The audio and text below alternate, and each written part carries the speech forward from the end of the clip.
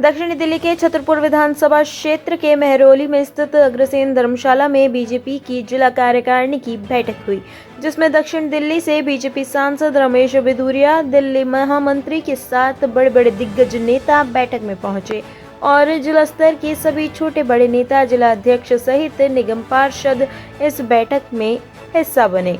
बता दें कि पार्टी के आगे की रणनीति को लेकर बातचीत हुई कि किस प्रकार से होने वाले 2024 के लोकसभा चुनाव को लेकर पार्टी को रणनीति बनानी है। वहीं दिल्ली में किस प्रकार से आम आदमी पार्टी पर हमलावर रहना है और पीएम मोदी द्वारा कराए जा रहे कार्यों को जनता तक पहुंचाएं और उन्हें घर घर जाकर योजनाओं के बारे में बताया जाए। वहीं बता दें कि जिला कार्यकारिणी की बैठक में पहुंचे बीजेपी सांसद रमेश बिधूरिया ने बताया कि केंद्र की सरकार लगातार गरीबों के हित में कार्य कर रही है, चाहे वह उज्ज्वला योजना हो, दिल्ली में रेहड़ी पटरी वालों के लिए स्वर निधि योजना, पीएम आवास योजना, मुद्रा योजना, जन औषधि योजना जैसी तमाम योजनाएं पीएम मोदी सरकार ने गरीब जनता के लिए बनाई है और इन योजनाओं का लाभ जन जन तक पहुंचे, ऐसा काम भारतीय जनता पार्टी के कार्यकर्ता लगातार कर रहे हैं। आज की बैठक में मुख्य उद्देश्य पार्टी के भी जनता के बीच केंद्र द्वारा कराए जा रहे विकास कार्यों को लाना, उन्हें बताना,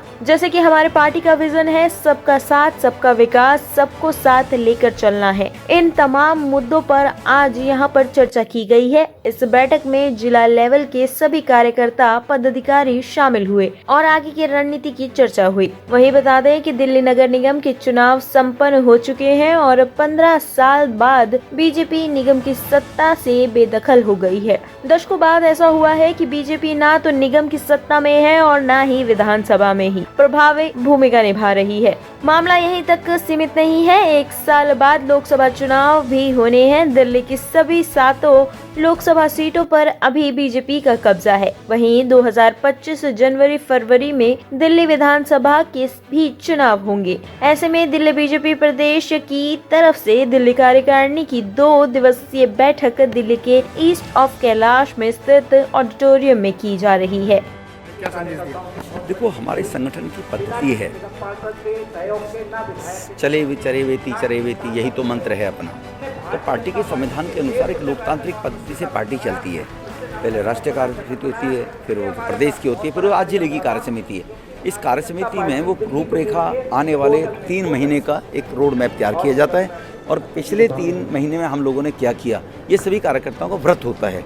तो सांसद होने के नाते से जी हमारे इलाके में क्या क्या सेवा के कार्य हुए, क्या विकास के कार्य हुए, उन जिम्मेवारियों को रखते हुए हमने भी बताया कि जो डेवलपमेंट के हिस्टोरिकल काम मोदी जी की सरकार के कारण हुए, जो कभी असंभव तो हो ही नहीं सकते। द्वारका में कन्वेंशन सेंटर 25,000 करोड़ की लागत से, भाटी में कॉलेज, नेबसराय के अंदर स्टेडियम का निर्माण, बदरपुर के अंदर Ayushman Bharat Ayurvedic hospital, metro station जो मेट्रो रेल 16 से चल रही थी वो बंद हो गई थी, वो शुरू हुई।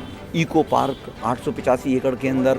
तो ये केंद्र सरकार के माध्यम से जो हिस्टोरिकल काम थे वो कभी सोच भी नहीं सकते थे। इसी प्रकार से गरीब कल्याण के लिए जो योजनाएं मोदी जी लेकर आते हैं, पोषण अभियान योजना, 0 से 6 साल के बच्चों के लिए कुपोषित ना रहे उनकी व्यवस्था हो, खेल स्पर्धा के माध्यम से बच्चों का स्किल आगे बढ़े और खेल स्पर्धा कराएं, बच्चों को निकल कराएं।